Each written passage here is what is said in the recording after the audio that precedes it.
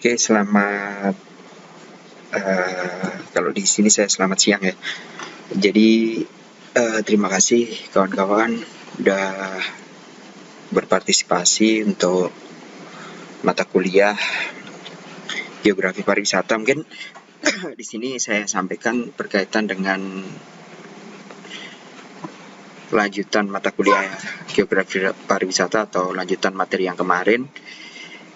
Di sini saya ingin menjelaskan aspek ya, jadi studi hubungan yang kaitannya dengan pariwisata dan geosfer. Kemarin saya sampaikan flashback sebelumnya, kemarin ada unsur-unsur yang kaitannya dengan geografi yang bisa mendominasi atau menjadi aspek kajian kegiatan kepariwisataan. Jadi namanya judul saja sudah kita bicara geografi pariwisata, tentunya ada studi hubungan antara dua keilmuan yang kita kolaborasikan menjadi sebuah aspek kebermanfaatan yang bisa ditindaklanjuti oleh rekan-rekan mahasiswa.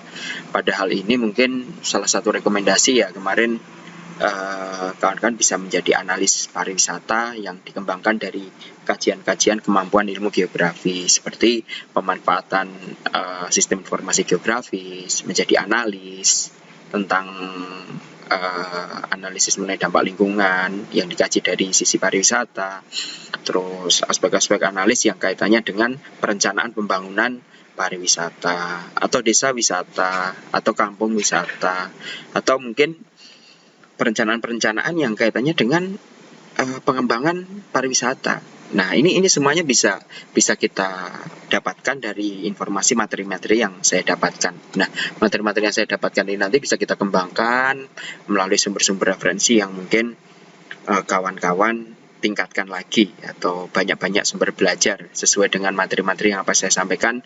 Ya, insya Allah nanti bisa memberikan manfaat yang cukup berarti. Dan skripsi pun bisa menjadi bagian dari studi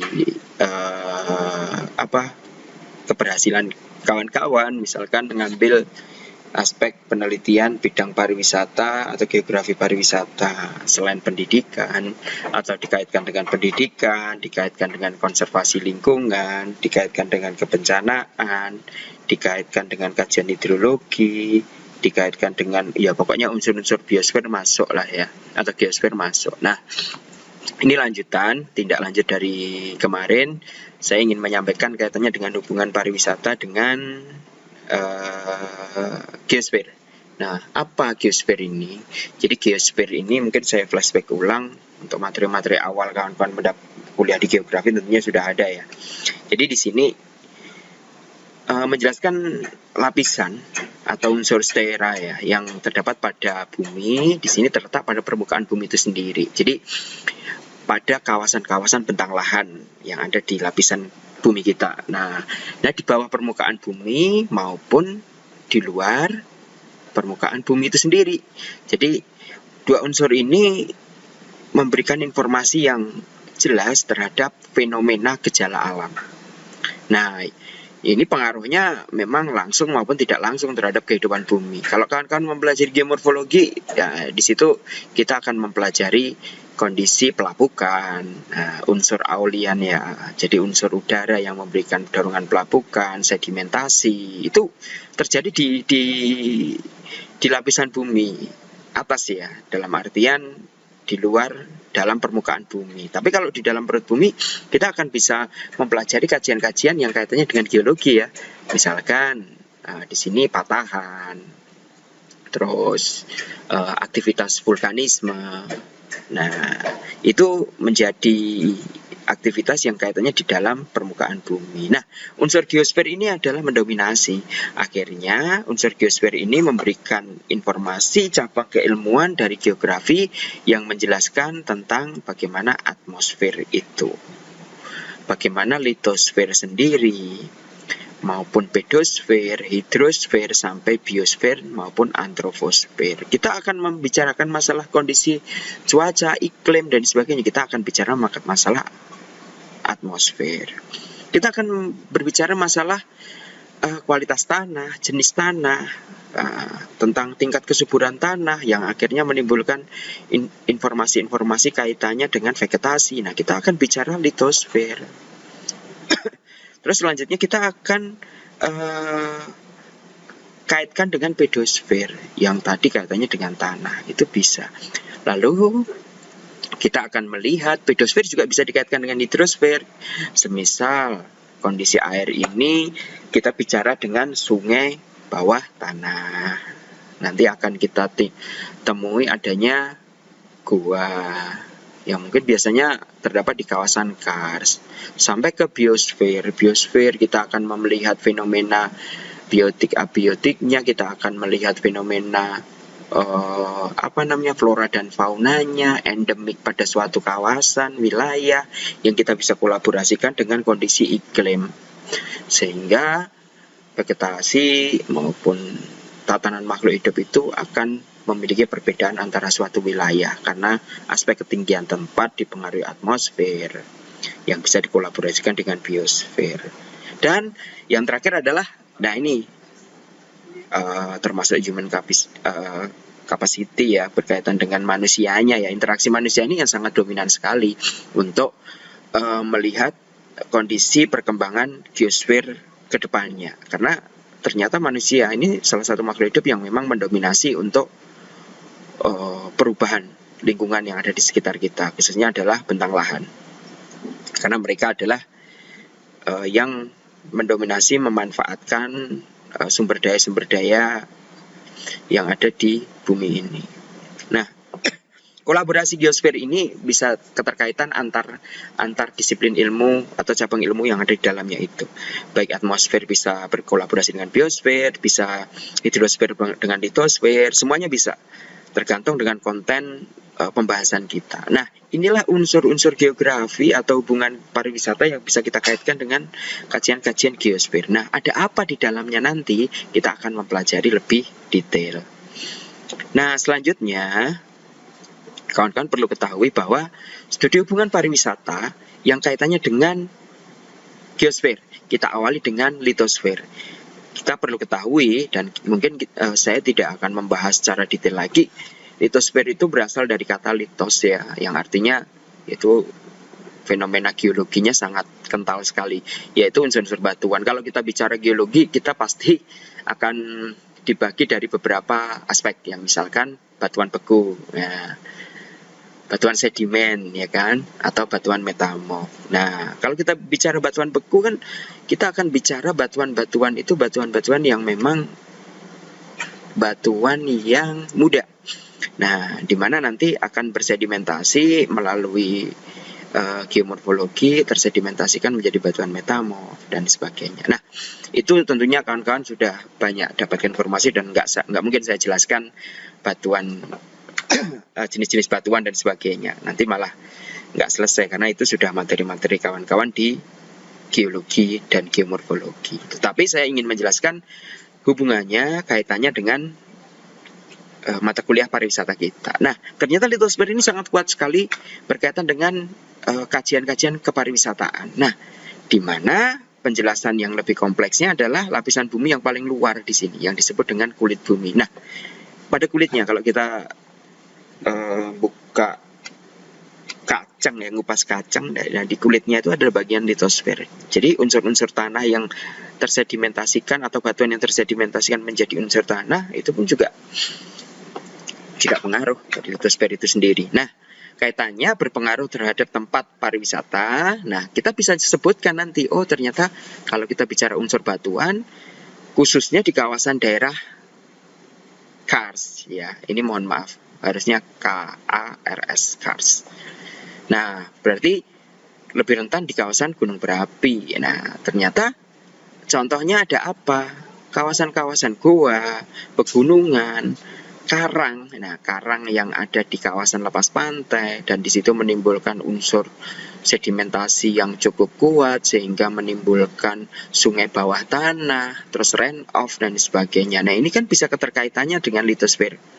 Dan itu nanti kalau dikembangkan ternyata ada kaitannya sama hidrosfer. Nah, kalau di pariwisata itu banyak ya kawasan goa yang dijadikan objek wisata. Nah, ini kuat banget. Dan gunung misalkan, ya ini gunung ini memiliki fenomena panorama potensi yang cukup luar biasa, banyak dan bervariasi, sehingga enak untuk kita pandang dan kita manfaatkan sebagai potensi pariwisata juga. Nah, unik juga.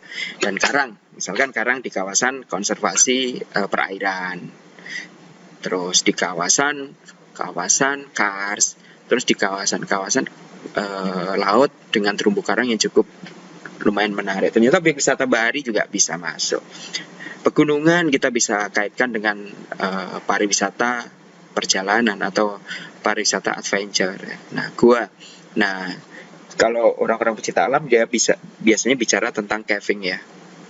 Jadi dia susur gua, masuk di dalam gua, eksplorasi gua. Kita akan melihat stalagmit dan stalaktitnya. Nah, itu kalau geografi kita udah bicara banyak ya, resapan airnya. Nah, ada banyak hal yang menarik yang bisa kita kaitkan, kita kaji dari unsur litosfer ini sendiri. Bentang alam atau bentang lahannya bicara pada kulit luar bumi. Nah, baik itu di yang mempengaruhinya, walaupun itu paling luar, tetapi yang mempengaruhinya juga dari unsur yang ada di dalam bumi itu sendiri.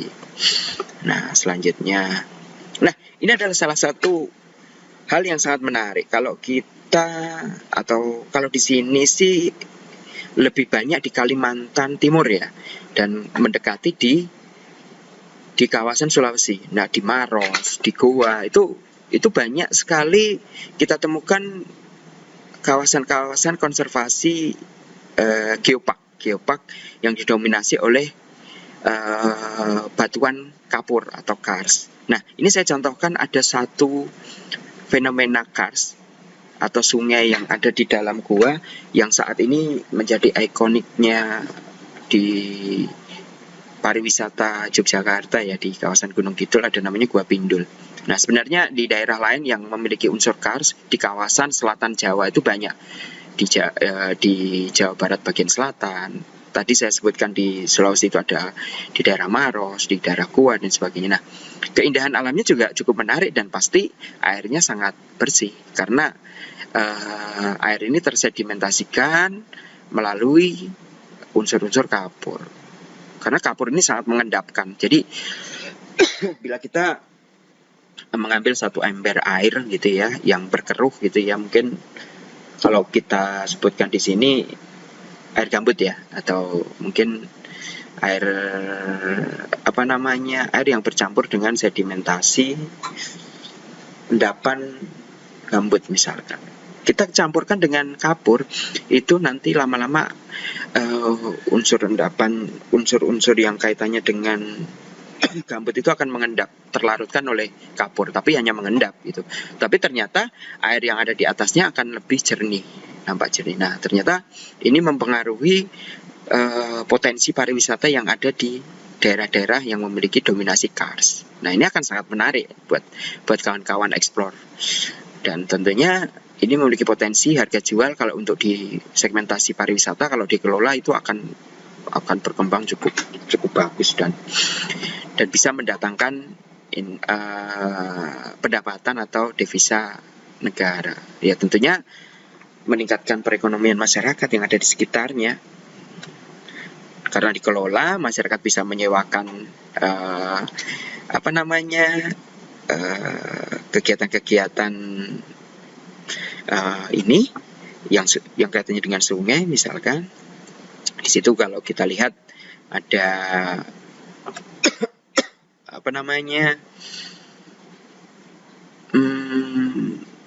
ini balon, bukan balon ya, kita sebut di sini kayak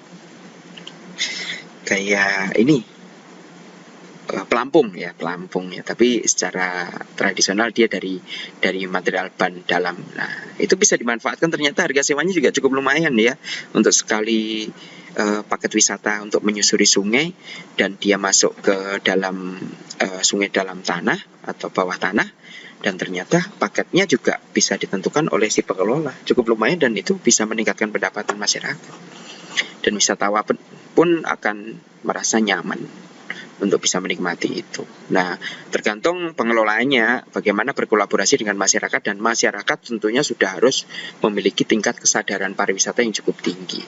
Nah, ini penting buat kawan-kawan pikirkan bagaimana ke depan untuk merespon kondisi kawasan pariwisata yang ada di daerah Kankhan yang memiliki unsur litosfer, kondisi batuan. Kalau di Kalimantan Barat sih kita sering temukan kalau waktu KKL itu biasanya di pantai ya, di sepanjang pasir panjang itu banyak cekungan atau banyak ditemukan batuan-batuan tua, ya itu hasil metamorf dari hasil letusan Gunung Purba waktu itu. Misalkan ada keterkaitan dengan ledakan yang berada di Danau Toba yang mungkin itu sudah cukup lama, akhirnya ditemukan sedimentasi batuan yang cukup atau bongkahan batuan yang cukup besar. Nah, dan lain sebagainya, informasi-informasi berkaitan dengan litosfer. Ini salah satu contoh ya yang bisa kita eksplor. Nah, kalau kita bicara tadi kaitannya dengan gua, kita bicara dengan adanya unsur gunung ya. Nah, ini adalah salah satu fenomena. Ini kalau nggak salah sih Rancomulo ya. Jadi ada pegunungan yang memang memberikan fenomena ruang terbukanya itu didominasi juga oleh danau. Ini Rancomulo. Kalau kawan-kawan suka explore di pegunungan, pasti sangat asik banget melihat kondisi fenomena ini. Apa dari sisi geografi? Pasti unsur fisik ini memberikan dorongan unsur pariwisata. Ternyata dilihat indah banget dan suasananya sangat nyaman banget dan udaranya seger banget gitu. Ini menjadi sebuah potensi pariwisata yang cukup unik dari kajian litosfer daerah pegunungan ini. Nah, gitu. Nah, ini kajian salah atau bukan mohon maaf. Jadi bukan semua harus saya sampaikan, tetapi ini salah satu contoh. Ternyata unsur litosfer ini bisa memberikan dorongan penguatan terhadap fenomena pariwisata. Menarik juga di geografi gitu. Nah, saya lanjutkan ke studi hubungan pariwisata yang tidak asing kedua gitu ya, yang mungkin selalu kawan-kawan ceritakan gitu ya. Itu ada hydrosphere. Nah, ini berasal dari kata hydros ya, yang berarti air atau sphere atau lapisan. Jadi lapisan-lapisan air. Loh, kok air bisa berlapis-lapis? Nah, kan pasti udah paham lah tentang ini. Jadi hydrosphere dapat diartikan sebagai lapisan air. Dan meliputi semua jenis perairan yang ada di daratan. Jadi hidrosfer ini kalau untuk kajian di geografi juga bukan hanya di laut gitu ya, tetapi air-air yang ada di daratan, laut, dan udara. Nah, inilah yang disebut kenapa sphere atau hidrosfer, air yang berlapis ini menjadi sebuah fenomena keruangan bagian dari geosfer itu sendiri. Nah, diantaranya yang ada di daratan tentunya kita akan bisa melihat sungai. Kalau di laut kita akan bisa melihat wisata bahari tentang laut. Nah, kalau di udara di sini fenomenanya adalah berkaitan dengan tingkat curah hujan, perubahan musim, salju, dan lain sebagainya. Nah, ini menjadikan informasi yang sangat lekat sekali untuk bisa dikaji secara geografi pariwisata. Nah, air bukan merupakan hal yang asing bagi kita karena setiap saat kita selalu menggunakan untuk berbagai aktivitas.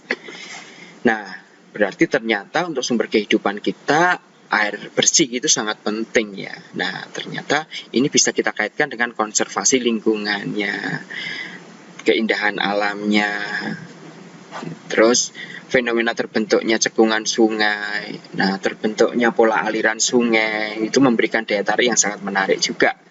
Nah, ini contoh-contohnya adalah wisata alam.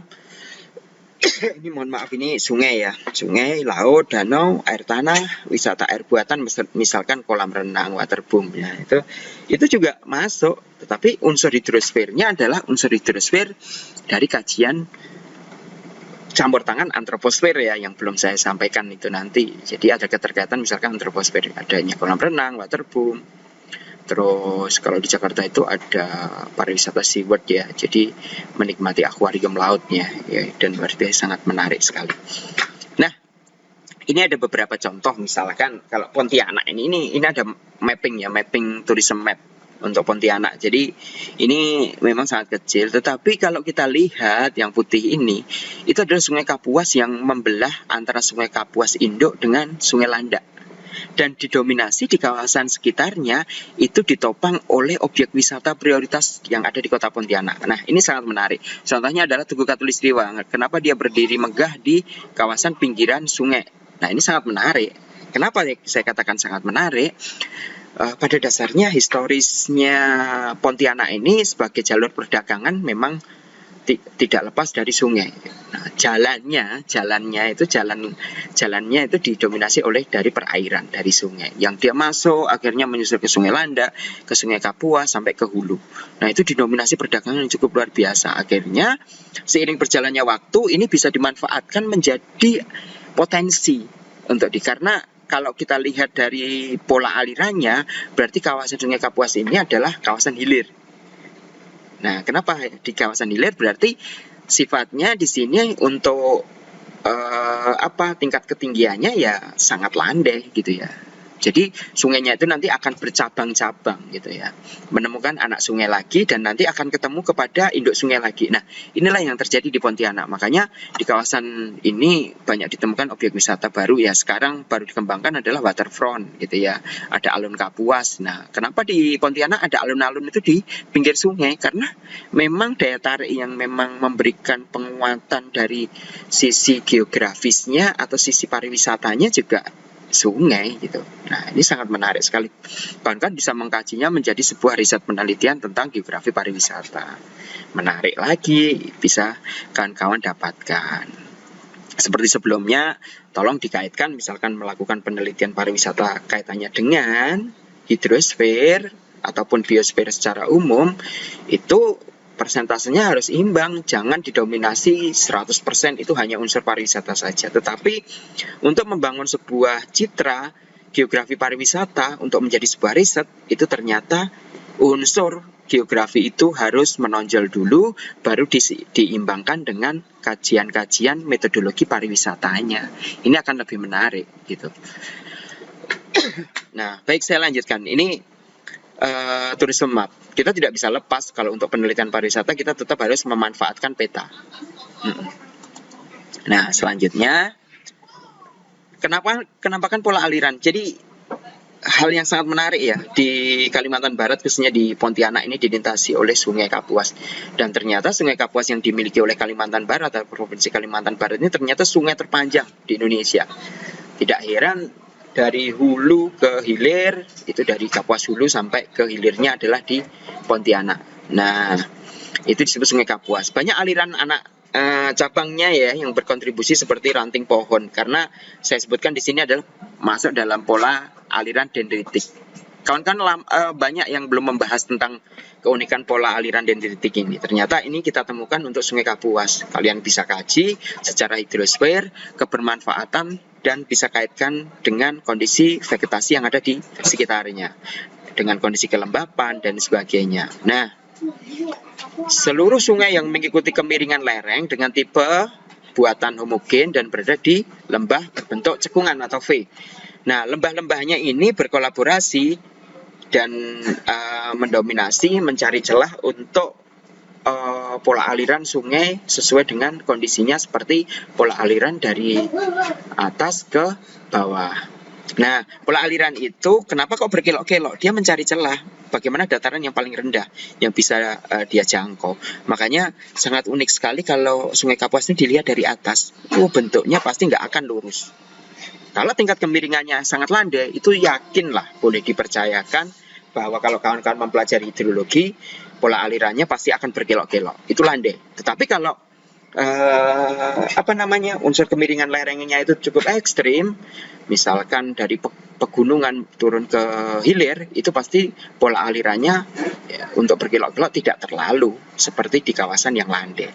Nah, inilah keunikan di Kalimantan Barat. Kita bicara Kalimantan Barat karena Sungai Kapuas ternyata unsur hidrosfernya cukup lumayan berpotensi. Ternyata hidrosfer itu juga mempengaruhi endemiknya ya. Kita punya ciri khas ikan-ikan yang ada di Kalimantan Barat gitu ya. Nah, saat ini juga saya ngajar sambil menikmati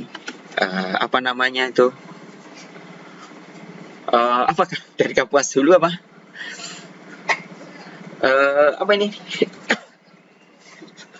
Kerupuk basah, ya Allah, karena lapar, mohon maaf.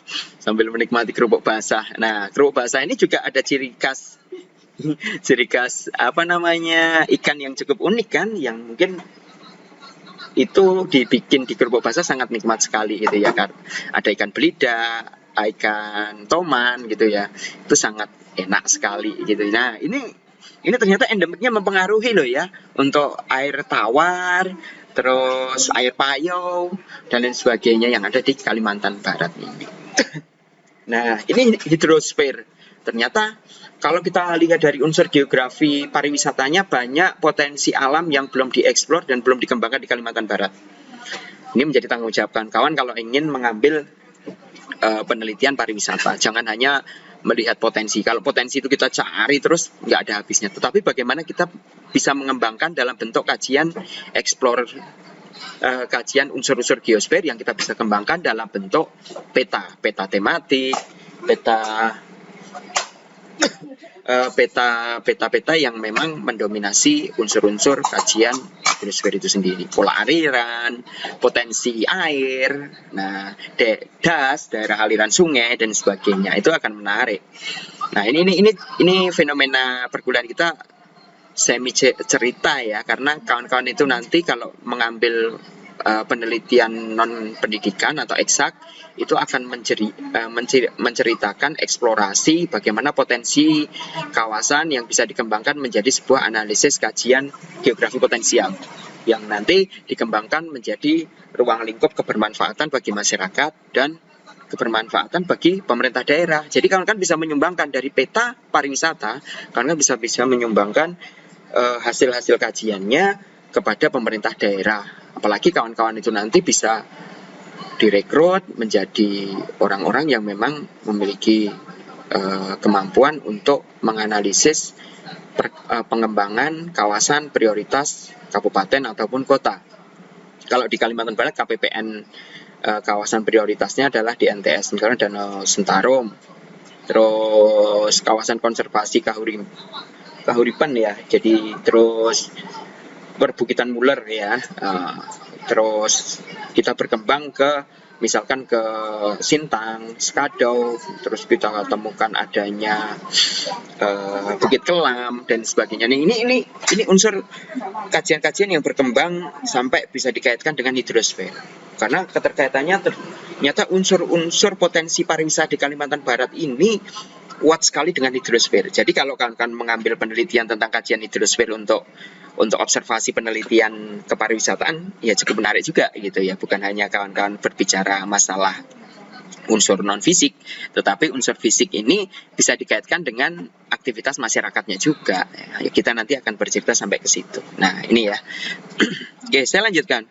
Nah, ini peta hasil riset saya yang pada waktu penelitian Ristek Dikti pada waktu itu, saya membahas tentang peran waterfront ya sebagai kajian wisata. Di sini saya membuat peta zonasi. Zonasi itu bagaimana kawasan Tugu Kapuas itu ternyata bisa dikembangkan bukan hanya untuk ilmu-ilmu kaitannya dengan unsur navigasi saja, tetapi keunikan yang lain adalah Tugu Katulistiwa ini juga memiliki potensi air karena dia berada di bantaran Sungai Kapuas atau Das Kapuas.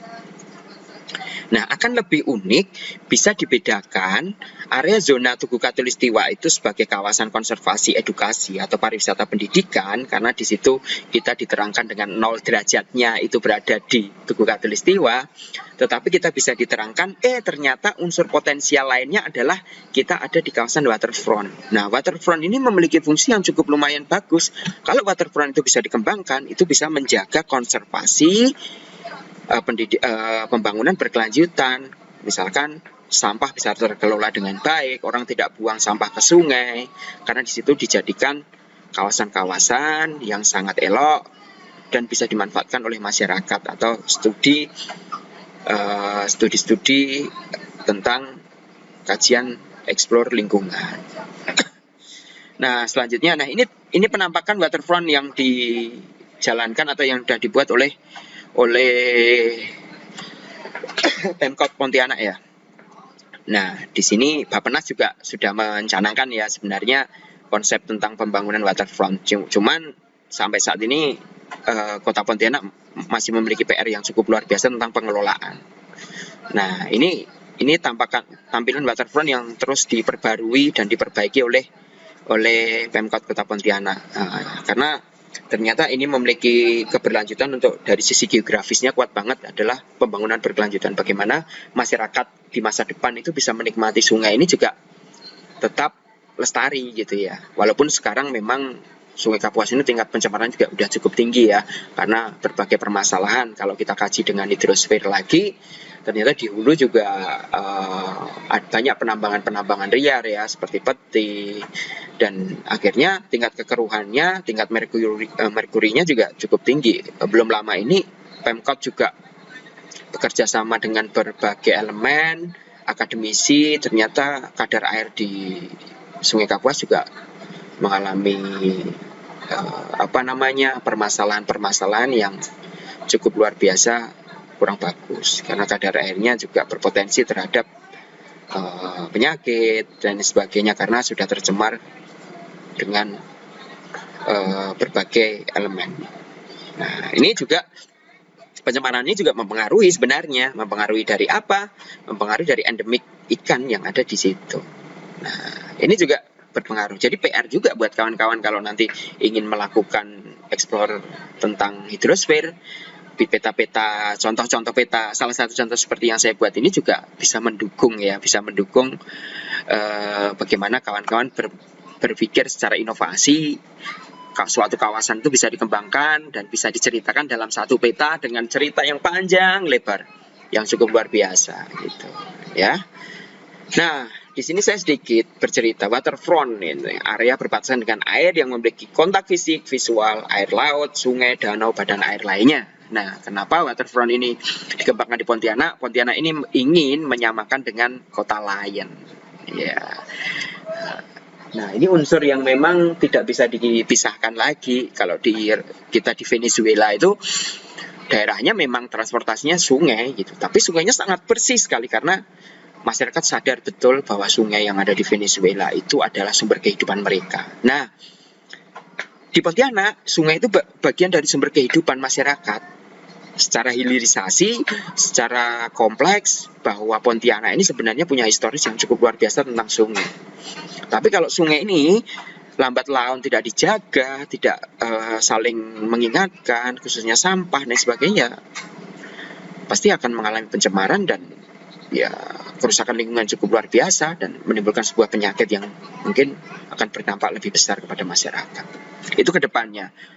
Nah, kajian tadi, jadi kajian berkaitan dengan hidrosfer, ternyata kita juga akan berbicara masalah wisata buatan, wisata air buatan. Ini waterboom ya. Nah, ini saya contohkan waterboom. Saya nggak bisa menyontohkan waterboom yang ada di Kubu Resort misalkan gitu. Cuman di sini adalah salah satu explore dari aktivitas antroposfer atau aktivitas manusia berkreasi ingin memberikan sebuah hiburan, kenyamanan untuk membuat konservasi pembangunan berkelanjutan melalui waterboom yang ramah lingkungan.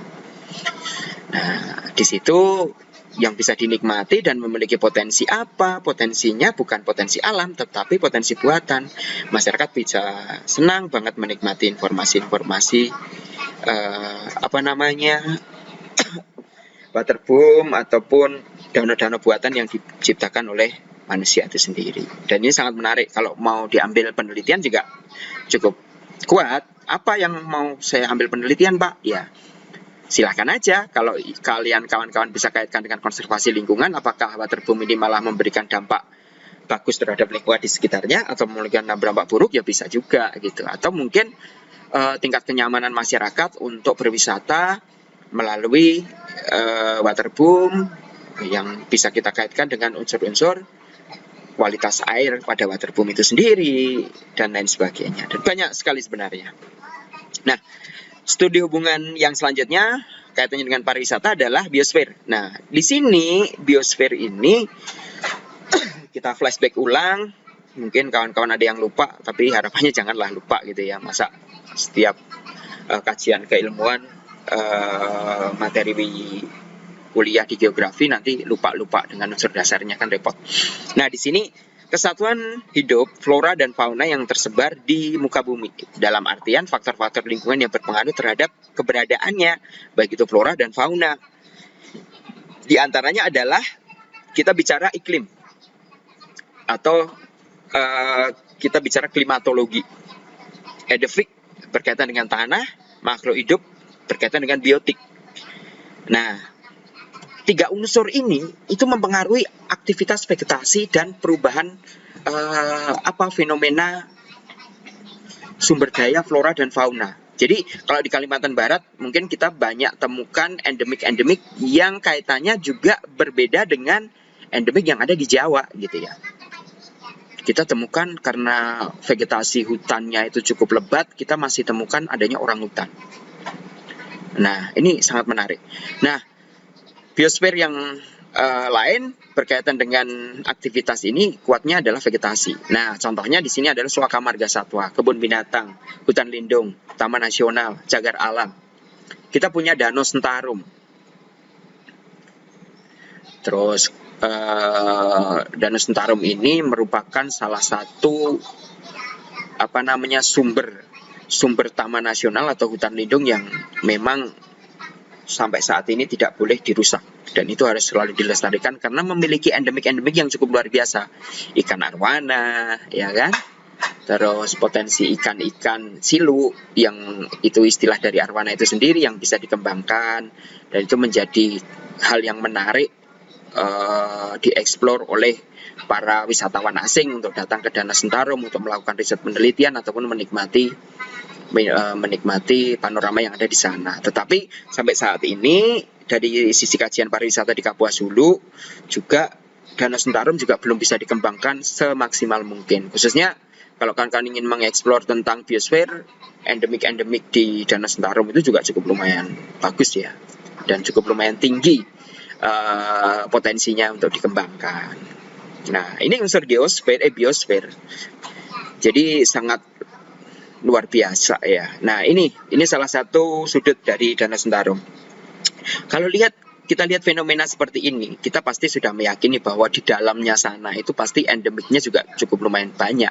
Jenis ikan air tawar yang dikolaborasikan dengan air payonya juga, dan mungkin faunanya. Nah, karena daerah Kalimantan ini adalah kawasan-kawasan dengan curah hujan yang tinggi, pasti tingkat kelembapan juga tinggi gitu ya. Intensitasnya juga mempengaruhi sumber kehidupan masyarakat yang ada di sekitarnya, baik itu nelayan, masyarakat perkebunan atau pertanian dan sebagainya. Asalkan hutan-hutan ini tidak rusak. Kalau ini sudah rusak, dialihfungsikan menjadi kawasan-kawasan full industri, perkebunan, ya nanti pasti endemik-endemik yang kaitannya dengan flora dan fauna, yang kaitannya dengan biosfer itu akan berkurang. Nah, kawan-kawan bisa mengeksplor kawasan-kawasan yang awalnya memiliki endemik yang cukup bagus dan vegetasi yang bagus, sekarang dialihfungsikan menjadi perkebunan kelapa sawit. Nah, dampaknya misalkan terhadap hidrosfernya adalah kondisi air bersihnya sudah mulai berkurang, potensi biosfernya, dan ternyata kondisinya semakin panas dan sebagainya. Itu kawan-kawan sudah bisa merasakan. Bisa diambilkan tema menjadi sebuah kajian skripsi kawan-kawan lagi. Nah, menarik juga kan sebenarnya. Ya, sebenarnya kawan-kawan bisa mengeksplor melalui dunia pariwisata ini sambil jalan-jalan, kawan-kawan melakukan penelitian, riset, tampilkan dalam bentuk peta, paparkan, luar biasa. Kawan-kawan bisa mendapatkan reward yang cukup luar biasa banyak gitu. Menarik buat saya gitu. Nah, dan ini yang terakhir ada studi hubungan pariwisata dengan antroposfer. Nah, ini antroposfer ya. Kalau kita bicara antroposfer, di sini kaitannya dengan kehidupan bagi makhluk hidup atau human capacity. Ya, kapasitas manusia itu sendiri itu memberikan akal budi, daya cipta, kreativitas sehingga bisa menciptakan banyak unsur yang bisa dimanfaatkan secara biosfer sesuai dengan pengetahuan teknologi yang kita miliki atau orang lain miliki. Pemanfaatan antroposfer oleh manusia itu bisa tercermin pada penggunaan lahan. Nah, penggunaan lahan kita kaitkan dengan hidrosfer masuk, litosfer masuk, ya kan? biosfer masuk, dan lain sebagainya, seperti permukiman, pedesaan, dan perkotaan.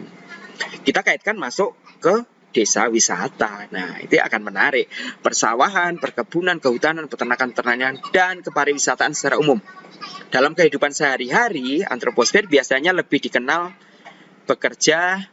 dikenal dengan bekerja, bertani, bercocok tanam, terus berkebun, dan contohnya di sini dari antroposfer yang dijadikan pariwisata yaitu adalah wisata budaya, wisata agama, wisata agrowisata, wisata kuliner, desa wisata juga sebenarnya masuk, tapi belum saya masukkan di sini.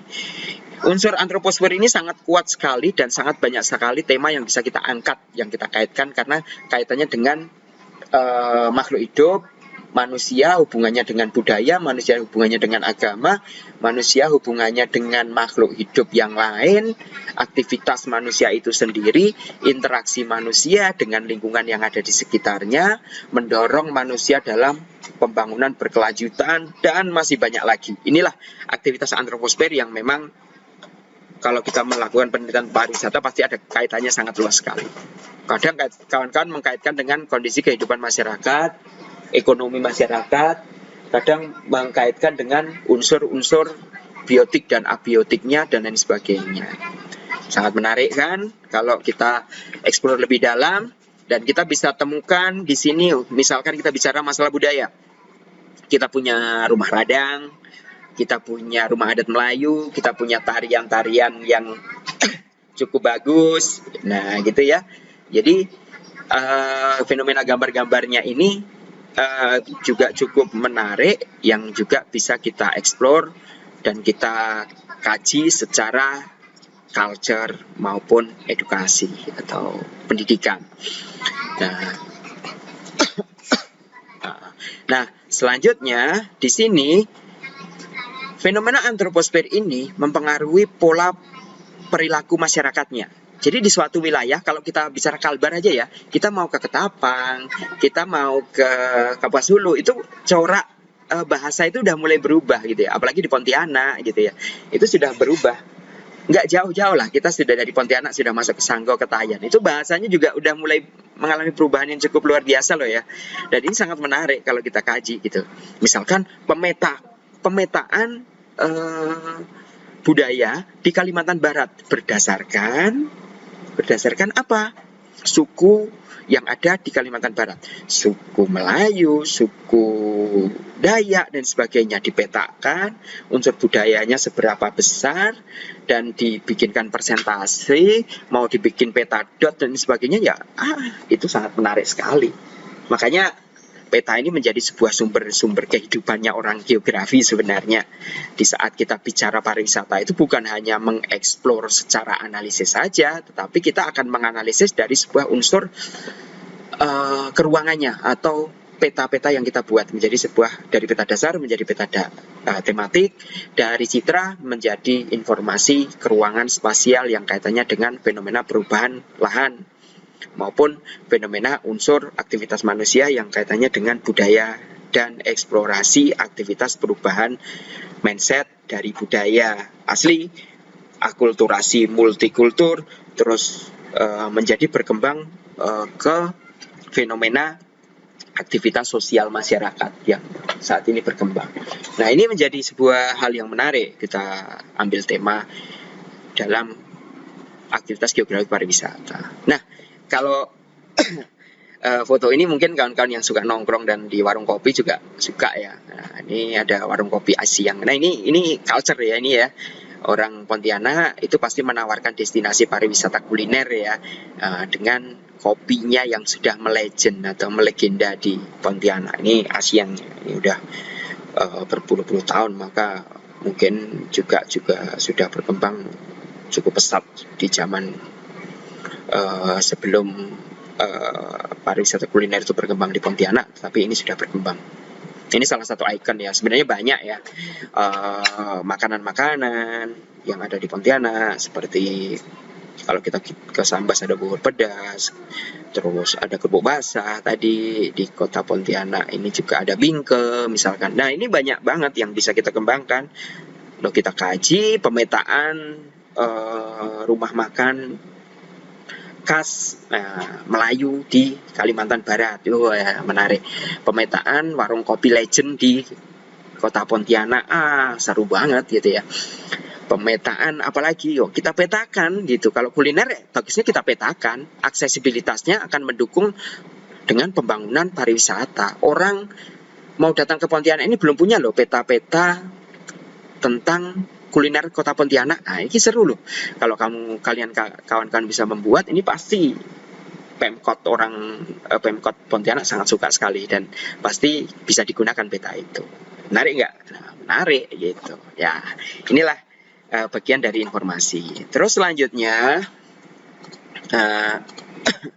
saya ingin menyampaikan, dan materi ini nanti akan saya sampaikan. Saya nggak akan menceritakan masalah kaitannya dengan jenis-jenis pariwisata, wisata budaya itu apa dan sebagainya, wisata pendidikan adalah ini. Kalau nanti saya sampaikan ini panjang banget ceritanya, tetapi ini perlu dibaca dan difahami. Saya yakin kawan-kawan bisa memahami.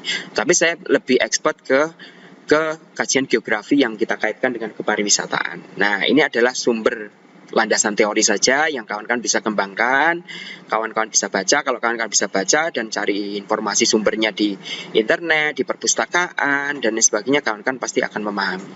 Nah, yang lebih menarik lagi di sini yang terakhir adalah bagaimana kita bisa mengembangkan pariwisata berbasis geografi dengan sistem pemodelan.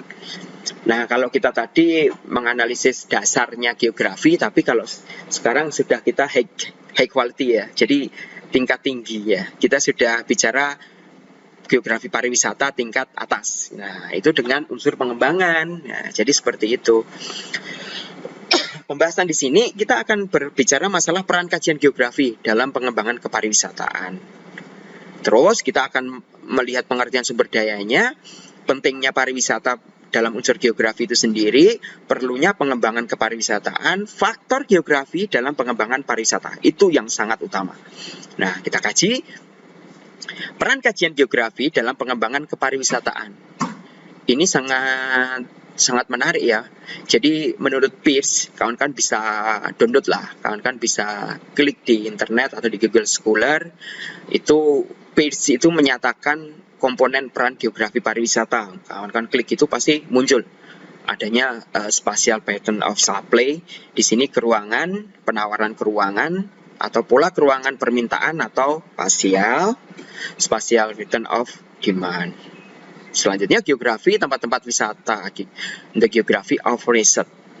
Nah, ini unsur-unsur yang kita bisa kaitkan sebenarnya. Kalau kita melakukan penelitian, kamu mau milih mana? Kamu mau milih pola keruangan penawaran atau mau keruangan permintaannya? Nah, keruangan penawaran ini itu adalah seperti apa?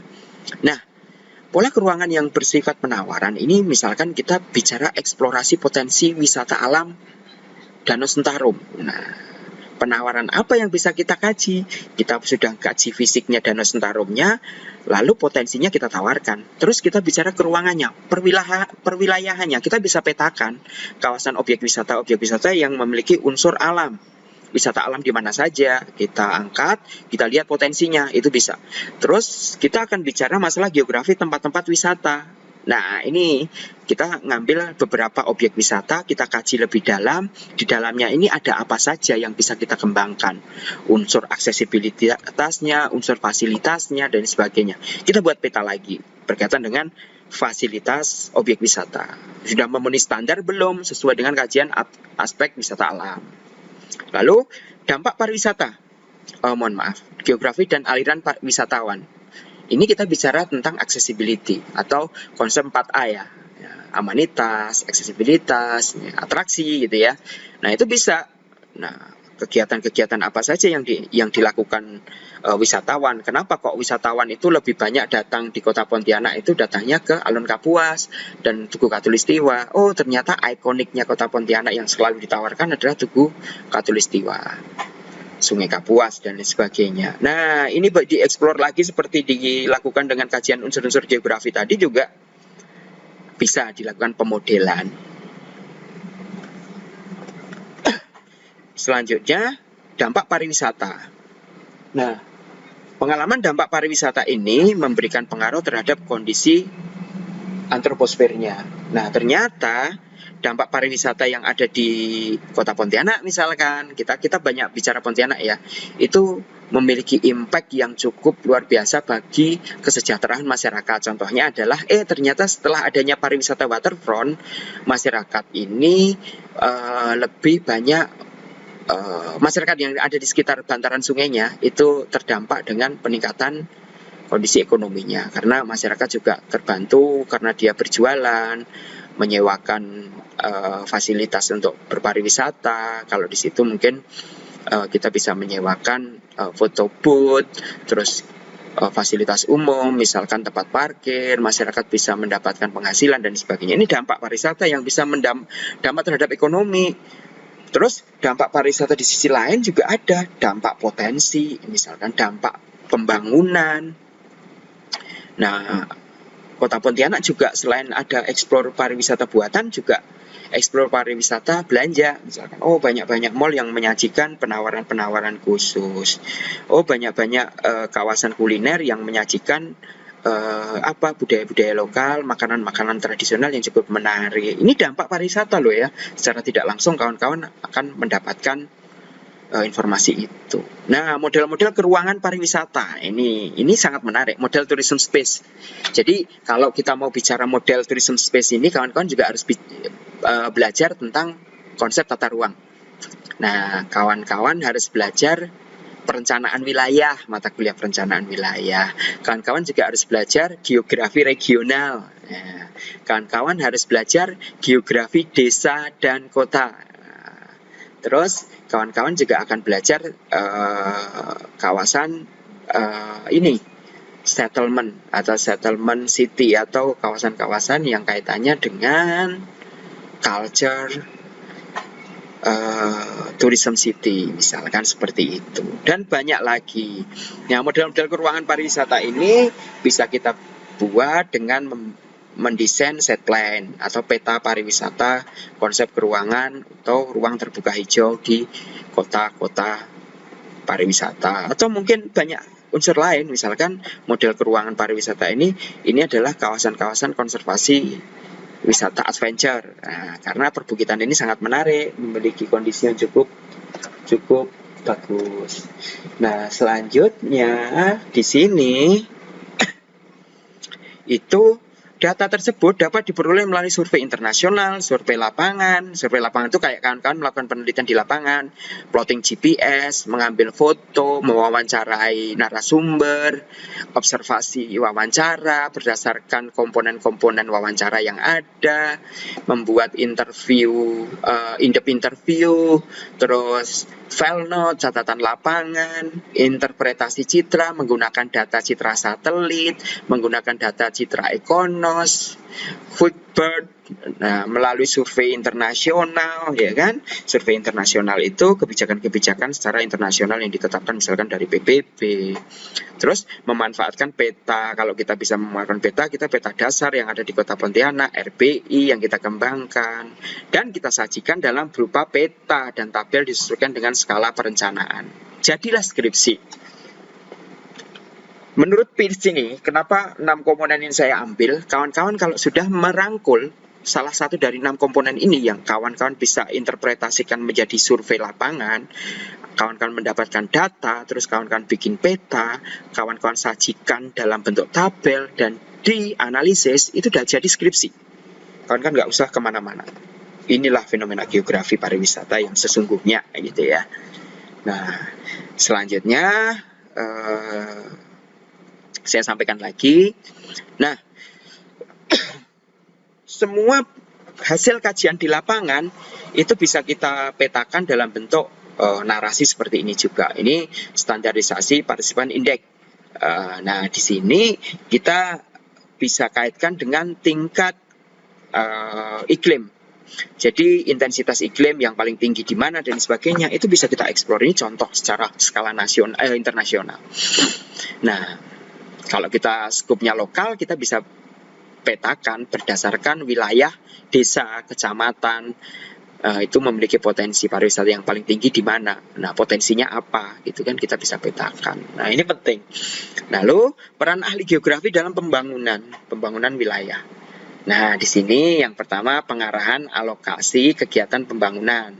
Misalkan kita bisa melakukan plotting lokasi perubahan peruntukan ruang.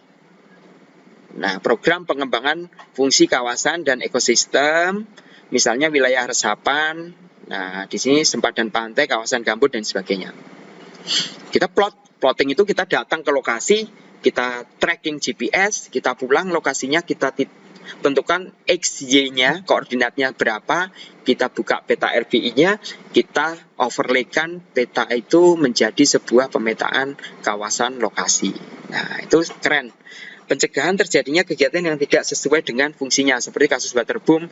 Nah, ini ada yang sebenarnya ini sebuah kasus ya, sebenarnya di waterboom, ada di Gunung Kidul. Nah, ini tidak sesuai karena apa, lingkungan alam sekitar itu juga memiliki potensi air yang cukup luar biasa. Nah, gitu ternyata untuk keramah tamahan lingkungan juga bermasalah. Nah, ini bisa kita kaji. Oh, ternyata di Hiu Resort. Nah, Kebu Resort ini ada nggak dampak lingkungan yang ada di sekitarnya? Kita tanya masyarakat petani yang ada di sekitarnya, apakah ada dampak? Karena di situ juga ada waterboom, juga ada kawasan perhotelan atau auditorium hall dan sebagainya. Nah, mengarahkan program pengelolaan lingkungan dan pelestarian tata guna sumber daya alam. Kita bisa memberikan analisis, kita akan mendapatkan AMDAL dan PKLH misalkan ya. Tata ruang apa sih yang cocok supaya aspek Sustainable Development Goal-nya itu dapat gitu ya. Nah, lalu mengevaluasi dan mengupdate data secara spasial. Kawan-kawan itu mengupdate-nya untuk mencari sebuah data itu ya harus dikaitkan dengan keruangan.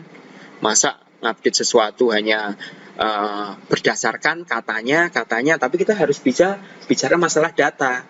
Kita kolaborasikan data primer kita, data kita ke lapangan dengan data sekunder. Data sekunder itu siapa? Ada BPS, ada Badan Informasi Geospasial. Kalau geografi itu banyak Dinas Pertanian, Bapeda, PUPR, ya kan? Nah, BKKBN, BPN, enggak lah, banyak banget, nggak bisa disebutkan satu persatu. Itu merupakan datanya anak-anak geografi.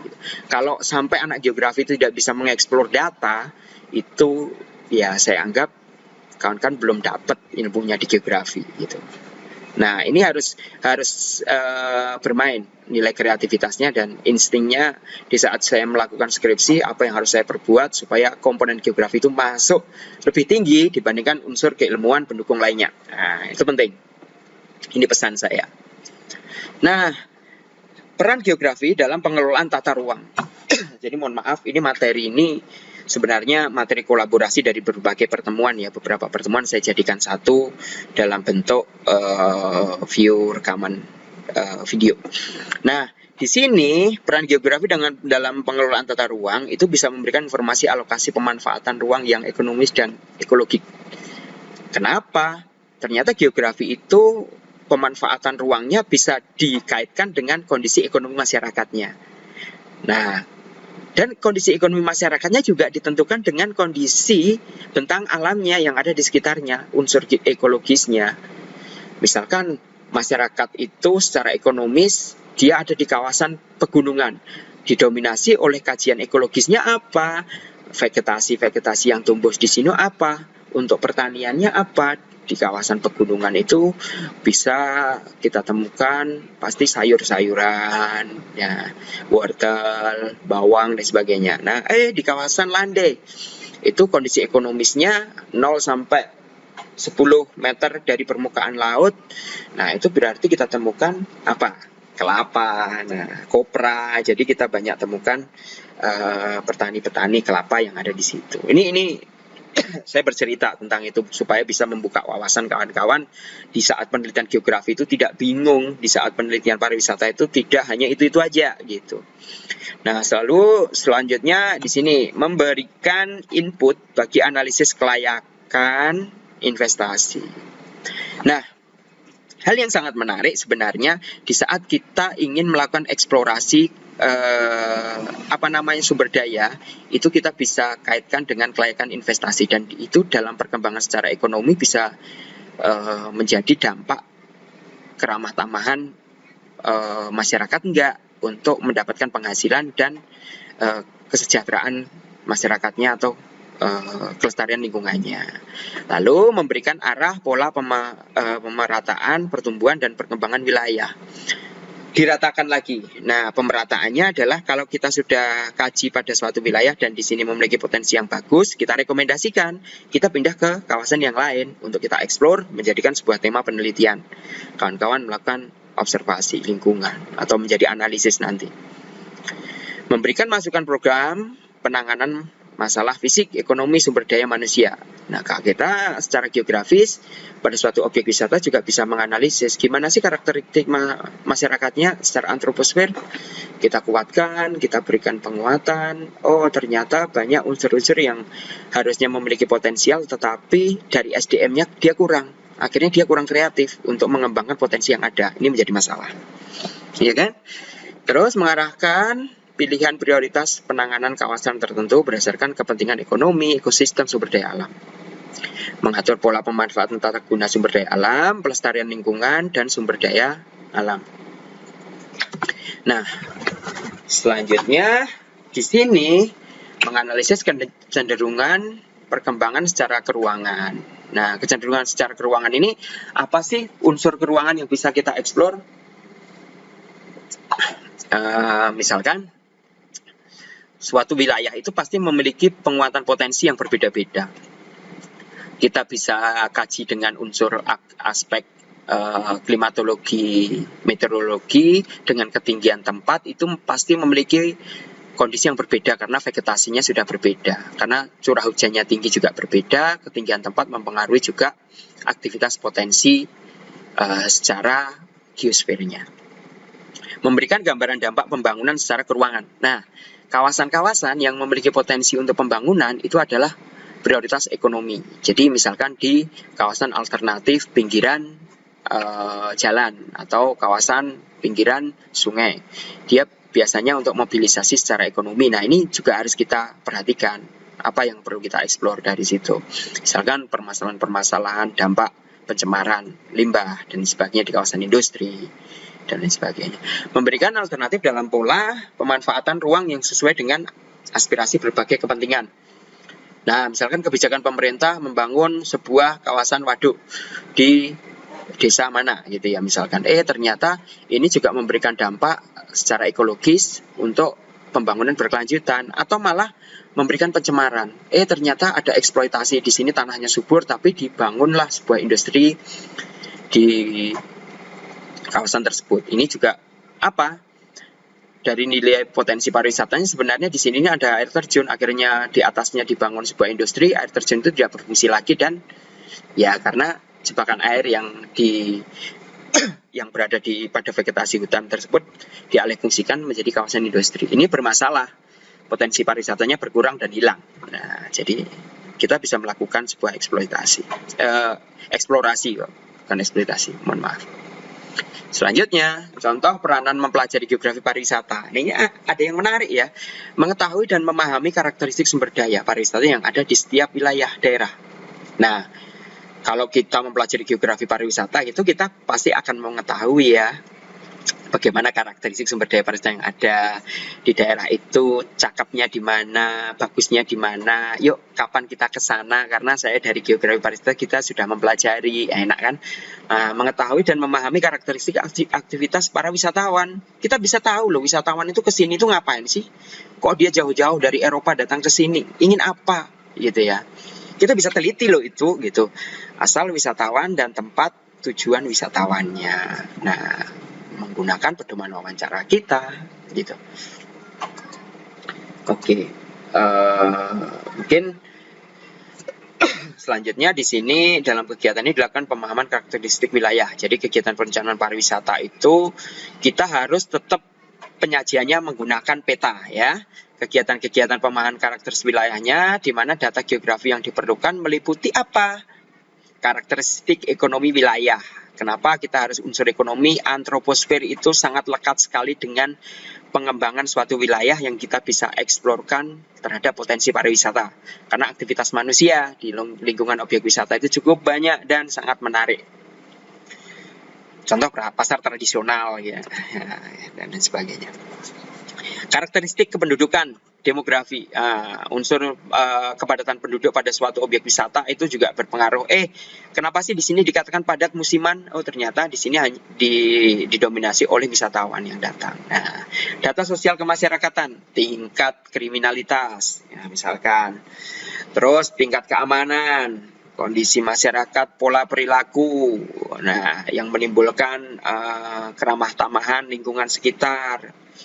Nah, kondisi masyarakat itu, sosial itu bisa berpengaruh terhadap pola ketertiban masyarakat, terhadap lalu lintas, pembuangan sampah sembarangan, dan sebagainya. Aduh, banyak banget gitu ya. Kita bisa explore lagi lebih dalam. Nah, mau apa lagi? Nah, misalkan kita bicara karakteristik sumber daya alam, sumber daya buatan. Nah, ini sangat menarik. Kawan-kawan bisa explore lebih detail lagi. Data tersebut dapat diperoleh melalui survei internasional, survei lapangan, interpretasi citra, peta, sedangkan penyajian dapat berupa peta dan tabel. Disesuaikan dengan skala perencanaan. Intinya peta dan peta. Nah, selanjutnya ini masih banyak ya sebenarnya ya, tapi nanti saya akhiri di sesi ini. Saya juga perlu melihat timingnya juga ya. Ini ternyata sudah hampir 2 jam saya ngomong gitu ya, sampai lapar saya nih. Tapi ini materi-materi kompilasi ya, tapi kawan-kawan harus memperhatikan dari awal ya. Kalau memang kawan-kawan belajar ya, nontonnya jangan full, jadi nanti ada jedanya, dicatat, ada yang penting di save gitu ya. Dan ini menjadi bagian dari informasi ujian juga gitu ya nantinya. Nah, ini lebih explore ke membuka wawasan kawan-kawan ya, supaya kawan-kawan itu bisa berpikir lebih panjang gitu. Jangan hanya stagnan, saya ngambil pariwisata udah karena pariwisata enak. Ini enggak seperti itu gitu ya. Semua keilmuan punya porsi masing-masing. Perumusan dengan pengembangan destinasi wisata. Kegiatan perumusan rencana pengembangan destinasi wisata dapat dilakukan pula oleh ahli geografi yang meliputi. Nah, kawan-kawan kalau ingin melakukan penelitian, kawan-kawan harus merumuskan bagaimana arah pemanfaatan ruang dan masalah pembangunan pariwisata. Manfaatnya apa kalau ingin mengembangkan destinasi pariwisata? Saya ingin mengembangkan berarti kan punya kebermanfaatan ruang. Nah, masalah pengembangannya pariwisatanya, saya harus berawal dari mana? Dari permasalahan yang perlu kita junjung dulu gitu. Lalu perumusan konsep dan strategi pengembangan destinasi. Kita harus bikin konsep ya. Tidak bisa kita mau mengembangkan pariwisata kita tidak bikin diagram alir. Harus dibikin. Jadi itu penting karena dari sisi permasalahan, hilirisasinya itu akan nampak. Penjabaran konsep dan strategi pengembangan tata ruang wilayah pariwisata dijabarkan konsep strateginya. Nah, kita pakai teori siapa? Banyak sekali teori yang bisa kita gunakan. Kita kolaborasikan unsur geografi dengan konsep pengembangan pariwisata. Aman. Penyajian informasi rencana tata ruang wilayah pariwisata dapat diwujudkan dalam bentuk peta lagi, hasil rumusan rencana yang diperoleh atas dasar studi kompilasi data, analis data wilayah itu sendiri. Peta lagi kan? Jadi kawan-kawan jangan bosan-bosannya untuk belajar geografi karena peta itu bagian dari eksplorasi geografi kewilayahan. Faktor geografi dalam pengembangan kepariwisataan. Ini saya cepat banget loh menyampaikannya. Tapi kawan-kawan kan ini saya record. Jadi kawan-kawan kan bisa stop record, lanjut lagi, dipahami gitu kan. Beda kalau live luring ya. Jadi kita tidak rekam kan kita susah juga. Nah, ini environmental protection ya, jadi resources, konservasi, ekonomi, kaitannya dengan social building dan sebagainya. Nah ini saling mendominasi. Orang berkebutuhan ekonomi, dia juga harus mengeksplorasi bagaimana pembangunan berkelanjutan itu bisa aman. Kondisi sosial masyarakatnya juga bisa dijamin bahwasanya bisa tercukupi dengan baik karena unsur fisik lingkungan geografi secara geosfernya seperti apa. Nah ini juga masuk gitu ya. Ini pola kolaborasi, ini sebenarnya bisa digunakan oleh kawan-kawan ya dalam penelitian pariwisata. Karena ini salah satu komponen faktor pengembangan pariwisata yang kawan-kawan bisa konsepkan menjadi sebuah hasil riset juga.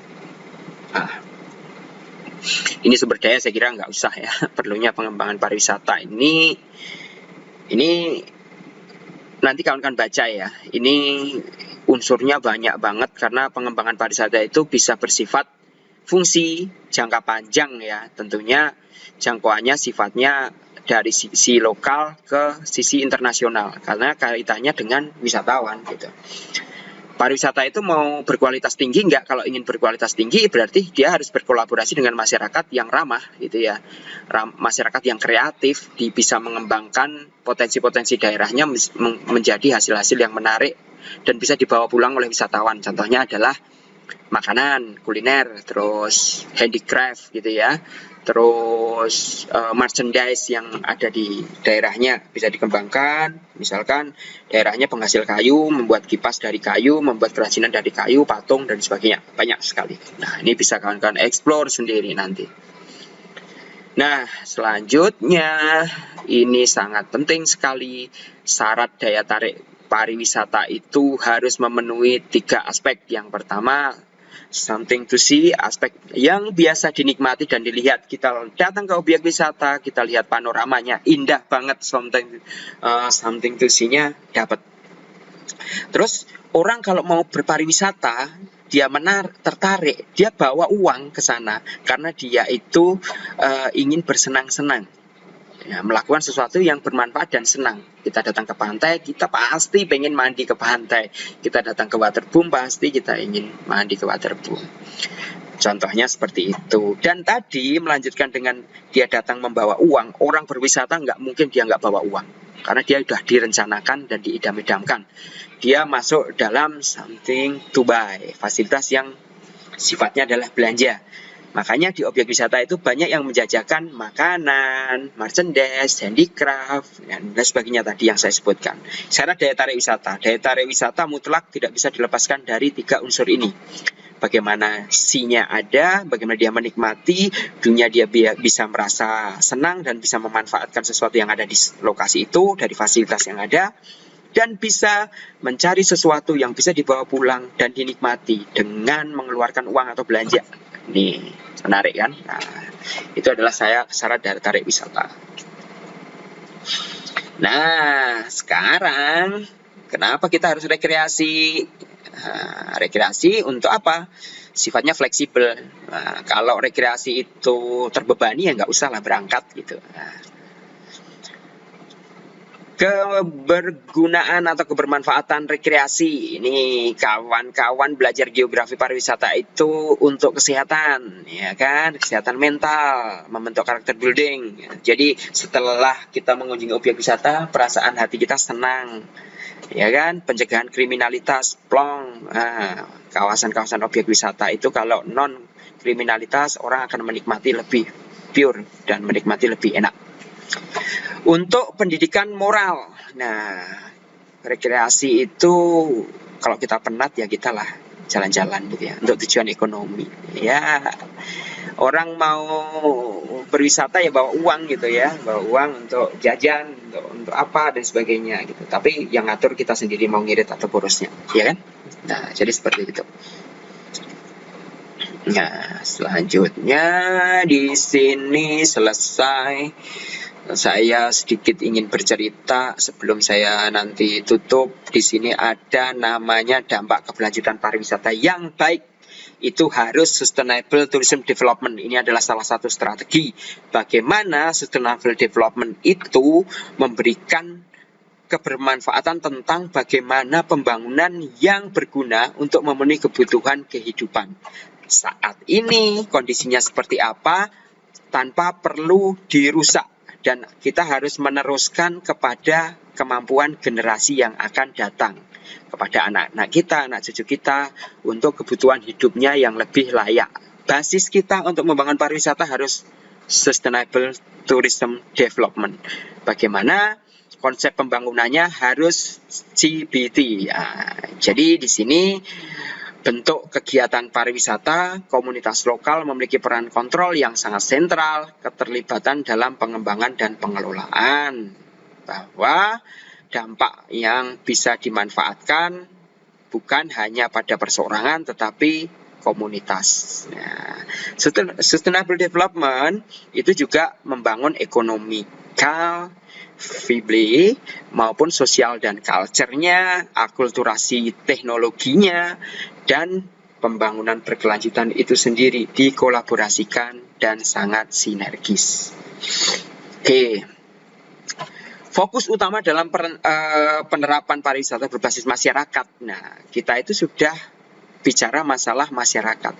Jadi community based tourism itu perencanaannya harus gimana? Nah, kalau pariwisata itu ditujukan kepada masyarakat, kita harus bisa mengidentifikasi masalah potensi tentang pengembangan dan bagaimana fasilitas yang ada. Selanjutnya, implementasi manajemennya, pengelolaannya, itu masyarakat harus melakukan pengelolaan tentang pembangunan, pengelolaan infrastruktur, dan lain sebagainya. Dampak manfaatnya akan dirasakan oleh masyarakat itu sendiri dengan sharing benefit.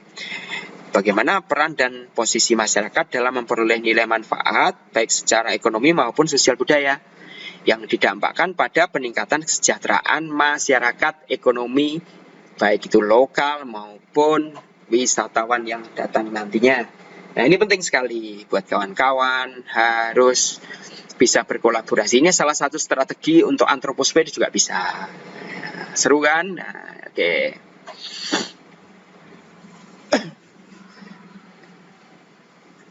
Nah, oke, bentar dulu ya. Capek saya. Saya lanjutkan. Ini yang terakhir.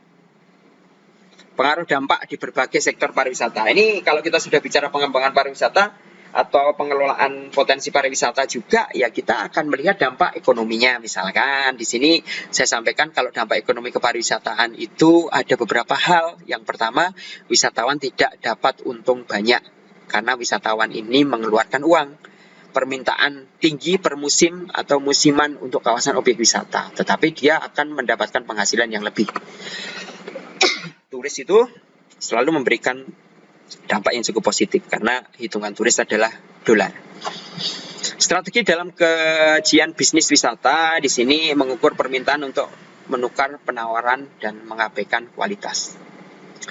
Dia penawaran lebih tinggi karena objek wisata itu kalau nggak ditawarkan orang nggak akan tahu. Mengubah penawaran untuk mendapatkan permintaan. Permintaan demandnya pemberian penawaran yang murah.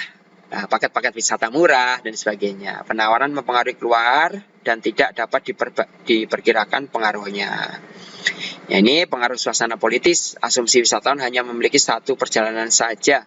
Karena kalau suasana kawasan negaranya tidak kondusif, ya mungkin tingkat kunjungan juga berpengaruh. Contohnya kondisi pandemi COVID-19, kebijakan pemerintah akhirnya mendorong wisatawan untuk tidak bisa datang ke Kalimantan Barat. Nah, gitu. Kita selanjutnya harga ekonomi. Nah, pengaruh inflasi, harga tanah, sifat musiman, turis, pelayanan masyarakat, aspek sekolah. Harga ekonomi ini sifatnya adalah misalkan objek wisata itu kalau pajaknya tinggi ya memang kita tiketnya juga akan tinggi juga gitu ya. Jadi nilai kesempatan, event potensinya, pariwisata sangat bebas, aspek ekonomi. Nah, misalkan kalau pariwisata ini dikatakan non-benefit, ya tanpa bayar gitu ya, berarti tingkat kepajakannya, tingkat pengelolaannya juga belum begitu expert banget gitu. Dampak sosial, peningkatan jumlah produk daya tarik wisata itu mempengaruhi kepariwisataan secara sosial ya terhadap daerah asal. Misalnya karena ada interaksi antara pemilik tamu dan wisatawan. Semakin banyak tamu yang datang, pasti fasilitas semakin banyak. Nah, itu pasti. Kepadatan wisatawan itu musiman yang mempengaruhi tingkat kunjungan. Misalkan holiday weekend itu biasanya banyak karena banyak yang libur. Nah, selanjutnya kajian promosi potensi yang mempengaruhi pola dan perilaku wisatawan, demonstrasi kajiannya. Migrasi itu orang di saat hari Minggu itu banyak yang keluar dan berfokus pada salah satu objek wisata, sehingga itu akan memberikan ledakan penduduk, misalkan di hari-hari besar, tahun baru dan sebagainya. Perilaku pemakaian, di sini wisatawan, konsumen sebagai aspek peningkatan pendapatan masyarakat lokal. Tidak bisa dipungkiri lagi, semakin wisatawan yang datang banyak, masyarakat lokal akan mendapatkan kesejahteraan yang lebih tinggi. Ya, itu. penurunan moral masyarakat. Ini contoh. Jadi ada sebuah kasus, misalkan aspek perubahan kehidupan sosial masyarakat itu karena objek wisatanya itu cukup maju dan multikulturnya juga tinggi, seperti kasusnya di Bali, di Denpasar, di Kuta Bali, itu akhirnya timbul pelacuran, kejahatan, perjudian, dan sebagainya. Ini dampak ke depannya kalau pariwisata itu tidak terkelolanya secara sistematik dan hanya berdasarkan kepentingan. Nah, itu ya. Nah, selanjutnya dapat ditarik kesimpulan pada konsep pembangunan pariwisata ini, berbagai sektor didasarkan harus melakukan analisis keuangan yang tepat, interpretasi lokasi yang dapat diperoleh dari potensi yang sangat beragam. Jadi kita datang, kita lihat lokasinya, kita eksplorkan proses perencanaannya. Lalu perencanaan pariwisata masa depan harus lebih mencerminkan wisata sesuai daerah masyarakatnya. Nilai serta yang tingginya adalah lifestyle-nya atau gaya hidup masyarakatnya. Kita tahu segmentasi saat ini orang ingin mengunjungi objek wisata itu berfoto, swafoto. Berarti kita juga ada menceritakan atau memberikan fasilitas spot selfie kepada masyarakat. Orang yang datang ke objek wisata kalau tidak membawa kamera, tidak membawa HP yang ada kameranya, dia akan murung dan dia tidak mendapatkan apa-apa, kesannya tidak akan. Dan kadang orang yang hanya foto setelah itu pulang, itu banyak juga. Nah, inilah segmentasi pariwisata sekarang. Makanya pariwisata di saat pandemi pun virtual tourism juga sangat berkembang ya. Dia melihat dari YouTube udah senang gitu ya. Nah, beda dengan zaman dulu. Oke, saya kira materi saya pada hari ini cukup sampai di sini. Ini sebenarnya bisa sampai 3-4 kali pertemuan ini. Cuman saya ekspor jadi satu dan semoga ini nanti kawan-kawan bisa kaji lebih detail, lebih mendalam dan bisa memberikan kebermanfaatan kepada kawan-kawan. Orientasi penelitiannya juga tajam, berkualitas, dan respek terhadap nilai kreativitas pengembangan wawasan geospasial. Dan unsur-unsur geografinya harus masuk di saat melakukan kajian kepariwisataan. Semoga kedepannya kawan-kawan bukan hanya menjadi seorang guru, tetapi juga bisa menjadi analis pariwisata, menjadi perancang pengelolaan kepariwisataan, dan bisa mengkonsepkan tentang pembangunan desa melalui desa wisata. Sehingga angka kesejahteraan masyarakatnya juga semakin meningkat di Kalimantan Barat. Karena saat ini memang Kalimantan Barat ini cukup menjadi sorotan ya, karena tingkat pendidikan yang rendah juga masih ditemukan sangat banyak di berbagai daerah. Ini mendorong kawan-kawan mahasiswa harus punya target. Setelah lulus, apa yang bisa saya kembangkan di daerah saya? Apakah melalui pariwisata? Saya akan kembangkan dengan teori-teori konsep geopariwisata. Terima kasih, semoga sehat selalu. Wassalamualaikum warahmatullahi wabarakatuh. Dan salam sejahtera untuk kita semua. Dan semoga nanti kawan-kawan bisa melaksanakan ujian yang cukup bagus dan mendapatkan hasil yang baik. Amin. Selamat siang.